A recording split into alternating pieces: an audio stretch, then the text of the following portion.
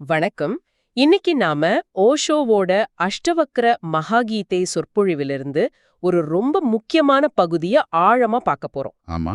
இது அவரோட 74வது ஆடியோ பதிவு. இதுல ஒரு சுவாரஸ்யமான புதிர் இருக்கு. அதாவது ஆன்மீக பாதையில முன்னேற நாம முயற்சி செய்யறது தான் அந்த முன்னேற்றத்துக்கே ஒரு தடையா இருக்குன்னு ஓஷோ சொல்றார்.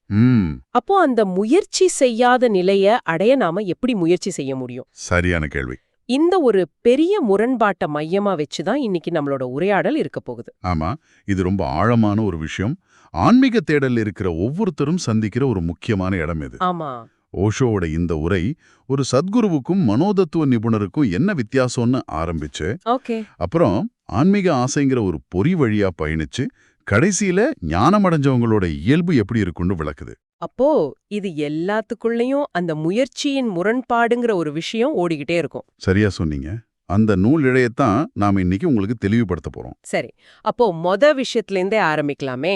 சத்குருவும் மனோதத்துவ நிபுணரும் ரெண்டு பேருமே மனச பத்தி தானே பேசுறாங்க. ஆமா. அப்புறம் ஏன் ஓஷோ அவங்க ரெண்டு பேரையும் நேர் எதிரா வைக்கிறாரு? இது ஒரு அருமையான கேள்வி. மேலோட்டமா பார்த்தா ரெண்டும் ஒண்ணு மாதிரி தான் தெரியும். ஆனா ஓஷோ சொல்ற அடிப்படை வித்தியாசம் இதுதான். மனோதத்துவ நிபுணருக்கு மனச பத்தி தெரியும். அவர் படிச்சிருக்கிறார், மத்தவங்கள கவனிச்சு தெரிஞ்சுக்கிட்டார். ஓகே, புத்தக அறிவு மாதிரி. ஆமா. ஆனா ஒரு சத்குரு அவர் மனதை அறிந்திருக்கிறார். இது ரெண்டுக்கும் பெரிய வித்தியாசம் இருக்கு. ஒரு நிமிஷம், இது கொஞ்சம் உடைச்சு சொல்லுங்க. பற்றி தெரிவதற்கும் அழிந்திருப்பதற்கும் என்ன வித்தியாசம்? மனதை கடந்து நின்று மனதை அறிகிறார்னு சொல்றீங்களே, அப்படின்னா என்ன? அது மனசுல எந்த எண்ணமும் இல்லாத நிலையா? இல்லனா நம்ம எண்ணங்களை நாமளே வேடிக்கை பாக்குற மாதிரி, ஒரு வானத்துல போற மேகத்தை பாக்குற மாதிரி ஒரு நிலையா? சரியா சொன்னீங்க. ரெண்டாவது சொன்னீங்களே, அதுதான். மனதை அறியணும்னா மனசுல இருந்து ஒரு சின்ன இடைவெளி வேணும். ஒரு இடைவெளி. ஆமா. ஒரு நதியில நீங்க நீந்திக்கிட்டு இருந்தா அந்த நதியோட முழு வடிவத்தை உங்களால பார்க்க முடியாது. ஆமா. ஆனா நீங்க கரையில நின்னு பார்த்தா அந்த நதி எங்கிருந்து வருது, எங்க போகுது, அதோட வேகம் என்னன்னு எல்லாத்தையும் பார்க்க முடியும். அந்த மாதிரிதான். ஓ, அப்ப சத்குரு கரையில நின்னு பார்க்கறாரு, மனோதத்துவ நிபுணர் அந்த நதிக்குள்ளேயே இருக்கார். அதேதான். அவர் எண்ணங்களோட தன்னை அடையாளம் படுத்திக்கிறது இல்ல, ஒரு சாட்சியா பார்க்கறார். இது ரொம்ப சுவாரஸ்யமா இருக்கு. இது சம்பந்தமா ஓஷோ ஒரு புள்ளி விவரத்தை சொல்றாரு. மனோதத்துவ நிபுணர்களே மத்தவங்கள விட 2 மடங்கு அதிகமா மனநோயால பாதிக்கப்பட்டு தற்கொலை செஞ்சுக்கிறாங்கன்னு. ஆமா, அதையும் குறிப்பிடுறாரு. அப்புறம் நோயாளி வர்றதுக்கு முன்னாடியே மனப்பகுப்பாய்வை ஆரம்பிக்க போன ஒரு நிபுணர், நோயாளியோட கற்பனை பூச்சிகள் தன்மேல விழுந்துடுமோன்னு பயந்து இன்னொருத்தர்னு சில வேடிக்கையான கதைகளையும் சொல்றார். அது வெறும் நகைச்சுவைக்காக இல்ல. அப்போ அதுக்கு பின்னாடி ஒரு காரணம் இருக்கு. ஆமா, அது ஒரு ஆழமான உண்மையை சுட்டி காட்டுது. அவங்க 2 பேரோட நோக்கமும் முற்றிலும் வேற. சரி. மனோதத்துவ நிபுணரோட வேலை என்ன? ஏற்கனவே நோய்வாய்ப்பட்ட ஒரு சமூகத்தோட ஒருத்தரால ஒத்துப்போக முடியலன்னா அவரை சரி செஞ்சு மறுபடியும் அந்த சமூகத்தோட பொருந்த வைக்கிறது தான் அவரோட வேலை. அதாவது அவரை மறுபடியும் ஆபீஸ் போக வைக்கணும், குடும்பத்தை கவனிக்க வைக்கணும். அவ்வளவுதான். ஆனா சத்குருவோட வேலை அதுக்கு நேர் எதிராயிருக்கு. அவர் உங்களை சமூகத்தோட இல்ல உண்மையோட இணைக்க பாக்குறார். இதுக்கு கலீல் ஜிப்ரான் சொன்ன ஒரு கதை ஞாபகத்துக்கு வருது. சொல்லுங்க. ஒரு மந்திரவாதி ஒரு ஊர் கிணத்துல விஷத்தை கலந்துடுறோம். ராஜா ராணி தவிர ஊரே அந்த தண்ணிய குடிச்சு பைத்தியமாகிடுது. கொஞ்ச நாள்ல ஊர் மக்கள் எல்லாரும் சேர்ந்து ராஜாவை பைத்தியனும் சொல்ல ஆரம்பிக்கிறாங்க. ஆமா, கடைசியில அந்த ராஜாவுக்கும் ராணிக்கும் வேற வழியே தெரியல. ஆமாம். மக்களோட மக்களா இருக்கணும்னா நாமளும் அந்த தண்ணியை குடிக்கணும்னு முடிவு பண்ணி அவங்களும் அதை குடிச்சு பைத்தியமாயிடுறாங்க. குடிச்ச உடனே ஊரே கொண்டாடுது, நம்ம ராஜாவுக்கு புத்தி தெளிஞ்சிடுச்சுன்னு. ஓஷோ சொல்றதும் இல்லத்தான். நோய்வாய்ப்பட்ட ஒரு சமூகத்தோட உங்களை பொருத்த வைக்கிறது ஆரோக்கியம் கிடையாது. அப்போ சத்குரு அந்த மந்த மனப்பான்மையிலிருந்து உங்களை விடுவிக்க பாக்குறாரு. ஆமாம். ஆனா இதுல ஒரு ஆபத்து இருக்கு இல்லையா? சமூக நீதிகளை முழுசா ஒதுக்கிட்டு போனா ஒருத்தரால இந்த உலகத்துல இயல்பாவே வாழ முடியாதே. நல்ல கேள்வி. ஓஷோ சமூகத்தை விட்டு ஓடச் சொல்லல. ஓகே. ஆனா சமூகத்தோட அடிமையா இருக்காதுன்னு சொல்றார். உங்க சொந்த புத்திய, உங்க சொந்த உணர்வை பயன்படுத்துங்கன்னு சொல்றார். அந்த விடுதலை தான் உண்மையான ஆன்மீகத்தோட முதல் படி. ஓகே. அந்த விடுதலைங்கிற வார்த்தை தான் நம்மள அடுத்த முக்கியமான கட்டத்துக்கு கூட்டிட்டு போகுது. விடுதலை தான் ஆன்மீகத்தோட இலக்கு. ஆனா நான் அழிய விரும்புகிறேன், சூன்யமாக விரும்புகிறேன்னு ஒரு சீடர் கேட்டப்போ ஓஷோ அது ஒரு பெரிய பொறின்னு சொல்றாரு. ஆமா. மேலோட்டமா பார்க்கிறப்போ இதுதானே எல்லா ஞானிகளும் சொல்றது. இதுல என்ன தப்பு இருக்குன்னு எனக்கு சரியா புரியல. இது எப்படி ஒரு பொறியா இருக்க முடியும்? இதுதான் நம்ம ஆரம்பத்துல பேசின அந்த முரண்பாட்டோட மையம். ஓஷோ என்ன சொல்றாருன்னா, நான் எதை விரும்பினாலும் அந்த ஆசை தான். ஓ நான் ஒரு கார் வாங்கணும்னு ஆசைப்படுறேங்கிறதுக்கும் நான் மோட்சம் அடையணும்னு ஆசைப்படுறேங்கிறதுக்கும் இடையில ஆசைங்கிற அடிப்படையில எந்த வித்தியாசமும் இல்ல. அப்போ பொருள் மேல இருந்த ஆசை இப்ப பரம்பொருள் மேல திரும்பி இருக்கு. அதேதான். ஆனா அந்த நான் ஆசைப்படுகிறேன்ங்கிற அகங்காரம் அப்படியே தான் இருக்கு. சொல்லப்போனா அது இப்போ இன்னும் புனிதமான ஒரு உடைய போட்டுக்கிட்டு வந்திருக்கு. அப்போ ஆன்மீக ஆசையே அகங்காரத்தோட இன்னொரு வடிவம்தான்னு சொல்றீங்க. 100%. இத விளக்க ஓஷோ ஒரு திபெத்திய கவிய சொல்றார். ஒரு குரங்கு ஏரியில குதிச்ச ஒரு மனுஷன் கடவுளா மாறத பாக்குது. உடனே தானும் அந்த ஏரியில குதிச்சு ஒரு அழகான மனுஷனா மாறுது. ஆமா, ஆனா அதோட பேராசை அடங்கல. ஆமா, இன்னொரு தடவை குதிச்சா நாமளும் கடவுளாகிடலாம்னு நினைச்சு மறுபடியும் குதிக்குது. ஆனா என்னாச்சு? அது பழையபடி குரங்காகவே மாறிடுச்சு. அதேதான். இதுதான் ஆன்மீக பேராசை. நான் அடைய வேண்டும் என்ற எண்ணம் இருக்கும் வரை நீங்க குரங்காதான் இருக்கீங்க. அந்த எண்ணம் விழும்போதுதான் நீங்க மனிதனாகிறீங்க. இது கேக்குறப்போ எனக்கு ஒரு விஷயம் தோணுது. நாம தூங்குறதுக்கு முயற்சி பண்ற மாதிரி இருக்கு. ஆஹா, மிகச் சரியான உதாரணம். நான் தூங்கியே ஆகணும்னு எவ்வளவு தீவிரமா முயற்சி பண்றோமோ அந்த அளவுக்கு தூக்கம் நம்மள விட்டு விலகி போகும். ஆமாமா, அந்த முயற்சியை கைவிடும்போதுதான் தூக்கம் இயல்பா வருது. அது மாதிரி தானா இதுவும்? மிகச்சரி. இது உங்களுக்கு ஒரு கேள்வி எழுப்புது. நீங்க தியானம் பண்ண உட்காரும்போது மன அமைதியை அடையணும்னு முயற்சி பண்றீங்களா? இல்ல வெறுமனே அந்த க்ஷணத்துல என்ன நடக்குதோ அதோட இருக்கீங்களா? இந்த சின்ன வித்தியாசம் தான் எல்லாமே. சரி, அப்போ முயற்சி பண்றதுதான் பிரச்சனைன்னா முயற்சியற்ற நிலையை எப்படி பயிற்சி பண்றது? இதுக்கு ஓஷோ சொல்ற ஒரு முக்கியமான வழி நடனம். நடனத்தை அவர் ஒரு உச்சகட்ட தியானம்னு சொல்றார். அது எப்படி? ஏன்னா உண்மையான நடனம் அப்போதான் நடக்குது. எப்போ ஆடுபவன் இல்லாம போறானோ அப்போதான்.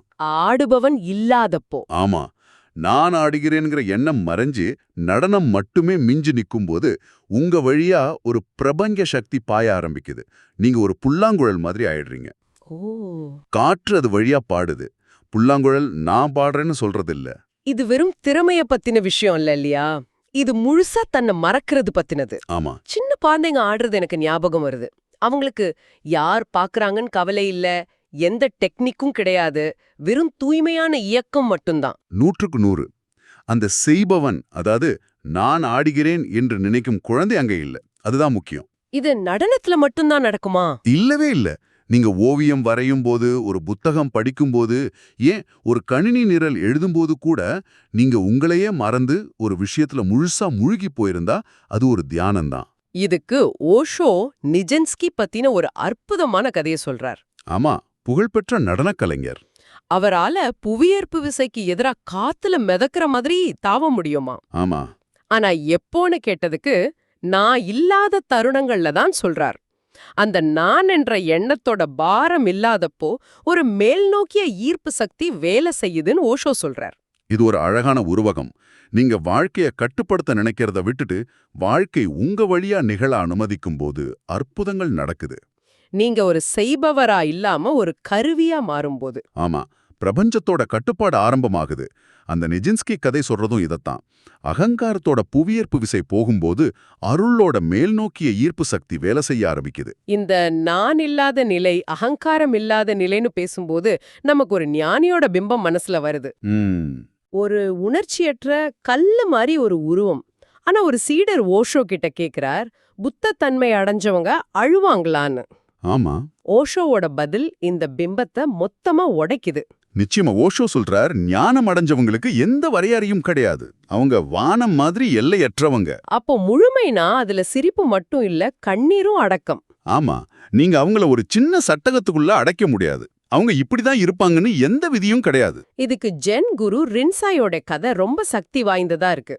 அவரோட குரு இறந்தப்போ ரின்சாய் ஒரு குழந்தை மாதிரி கதறி அழுறாரு. சீடர்களுக்கு ஒரே அதிர்ச்சி. ஆமா, குருவே நீங்க ஞானிகள் அழமாட்டாங்களேன்னு கேக்குறாங்க. அதுக்கு ரின்சாய் சொல்ற பதில். ஆமா, அவர் சொன்னார், அப்படி என்றால் என்னை ஞானியாக கருதாதீர்கள். என் குரு எனக்கு இயல்பாக இருக்க கற்றுக் கொடுத்தார். வா, இந்த க்ஷணத்துல எனக்கு கண்ணீர் வருது. நான் அழுகிறேன். நான் அழியாத ஆன்மாவுக்காக அழுகல. இனி ஒருபோதும் பார்க்க முடியாத இந்த அழகான உடலுக்காக அழுகிறேன். என் அழுக உண்மையானது. அந்த கதை என்ன ரொம்ப பாதிச்சுது. அது ஞானம்ங்கிறது உணர்ச்சிகளை அடக்கிறதில்ல, அத முழுமையா நேர்மையா வாழ்றதுன்னு காட்டுது. அது நம்மள குறைவான மனிதனா இல்ல முழுமையான மனிதனா மாத்துது. ஆமா. புத்தரோட வாழ்க்கையிலயும் இதே மாதிரி ஒரு சம்பவம் நடக்குது. அவர் ஞானம் அடைந்து 12 வருஷம் கழிச்சு தன்னோட அரண்மனைக்கு திரும்புறார். ம். அவரோட மனைவி யசோதரா அவரை பார்த்ததும் தன்னோட இத்தனை வருஷ கோவம், துக்கம், ஏமாற்றம் எல்லாத்தையும் கொட்டி தீர்க்கறான். அப்போ புத்தர் என்ன செஞ்சார்? அவர் ஒரு வார்த்தை கூட பேசாம முழு கருணையோட அவர் சொல்றதெல்லாம் கேட்டுக்கிட்டே நிக்கிறார். ஒரு ஞானி இப்படித்தான் இருக்கணும்னு எந்த விதியும் அவர் பின்பற்றல. அந்த க்ஷணத்துல என்ன தேவையோ அத முழுமையான விழிப்புணர்வோட செய்யறார். அப்போ கிருஷ்ணர், புத்தர், முகமது, இயேசுன்னு ஒவ்வொரு ஞானியும் ஒவ்வொரு மாதிரி இருக்காங்க. ஆமா, கிருஷ்ணர் ஆயிரக்கணக்கான கோபியர்களோட நடனம் ஆடுறார். மகாவீரர் ஆடையே இல்லாம தனியா நிக்கிறார். ஒருத்தரை வச்சு இன்னொருத்தரை அழவிடவே முடியாது. முடியாது. ஆனா அவங்க எல்லார்கிட்டயும் ஒரே ஒரு பொதுவான குணம் இருக்கு. அது என்ன? அதுதான் விழிப்புணர்வு. இந்த விழிப்புணர்வுங்கிற வார்த்தையை நாம அடிக்கடி கேக்குறோம். ஆனா அதுக்கு உண்மையான அர்த்தம் என்ன? வெறும் கவனமா இருக்கிறது மட்டும்தானா? அதுக்கும் மேல. இதை இன்னும் எளிமையா சொல்லணும்னா, நம்ம உடம்புக்குள்ளேயே ஒரு சின்ன விளக்கு எரிஞ்சுகிட்டு இருக்கிற மாதிரி ஒரு உணர்வா? ஆஹா, அருமையான விளக்கம். அது நம்ம கோவம், சந்தோஷம், செயல் எல்லாத்தையும் எந்த விதமான தீர்ப்பும் இல்லாம பாத்துக்கிட்டே இருக்கா. அப்படி எடுத்துக்கலாமா? சரியா சொன்னீங்க. அதுதான். அவங்க என்ன செஞ்சாலும் அத முழுமையான விழிப்புணர்வோட செய்றாங்க. அவங்க அழுதா விழிப்புணர்வோட அழுறாங்க, சிரிச்சா விழிப்புணர்வோட சிரிக்கிறாங்க. ஓகே. ஒரு சாதாரண மனுஷன் கோபத்துல இருக்கும்போது அவன் கோபமாவே மாறிடுறான். ஆனா ஒரு ஞானி கோபப்படும்போது அவருக்குள்ள ஒரு சாட்சி அவரை பார்த்துக்கிட்டே இருக்கு. அப்போ அவரோட செயல்கள் இல்ல. அந்த செயல்களுக்கு பின்னாடி இருக்கிற அந்த மாறாத விழிப்புணர்வு தான் அவங்களோட ஒரே தகுதி. ஆக இவ்வளவு நேரம் நாம பேசுனதுல இருந்து ஒரு விஷயம் தெளிவா புரியுது. இந்த முழு சொற்பொழிவோட மையமே அந்த ஆன்மீக முரண்பாடு தான். ஆமா. நீங்க எவ்வளவு தீவிரமா ஞானத்தை துரத்துறீங்களோ அந்த அளவுக்கு அது உங்களை விட்டு விலகி போகும். ஓஷோ என்ன சொல்ல வர்றாருன்னா, நம்மளோட ஆன்மீக லட்சியமே நம்ம அகங்காரம் போட்டுக்கிட்ட ஒரு புது புனிதமான வேஷம்தான். ஆமா. உண்மையான ஆன்மீகம்ங்கிறது விதிகளை பின்பற்றுறதோ ஒரு இலக்கு அடையறதோ இல்ல. அப்போ அது என்ன? அதை இன்னும் இன்னும் இயல்பா, இன்னும் விழிப்புணர்வோட, அகங்காரத்தோட குறுக்கீடு இல்லாம வாழ்க்கைய அதோட போக்குல வாழ அனுமதிக்கிறது தான். நீங்க ஒரு செய்பவரா இல்லாம வாழ்க்கை உங்க வழியா நிகழ அனுமதிக்கும் ஒரு கருவியா மாறுறது. இன்னைக்கு உங்க வாழ்க்கையில எந்த பலனையும் எதிர்பார்க்காம முழுமையான விழிப்புணர்வோட செய்யக்கூடிய ஒரு சின்ன செயல் என்ன? ஆமா. அது நீங்க காஃபி குடிக்கிறதா இருக்கலாம், இல்ல பல் தேய்க்கிறதா இருக்கலாம். அந்த ஒரு சில நிமிடங்களுக்கு செய்பவர் என்ற எண்ணம் ஒரு கணம் பின்னணிக்கு சென்றால் அந்த அனுபவம் எப்படி இருக்கும்? நீங்க என்ன கண்டுபிடிக்க கூடும்? யோசிச்சு பாருங்க.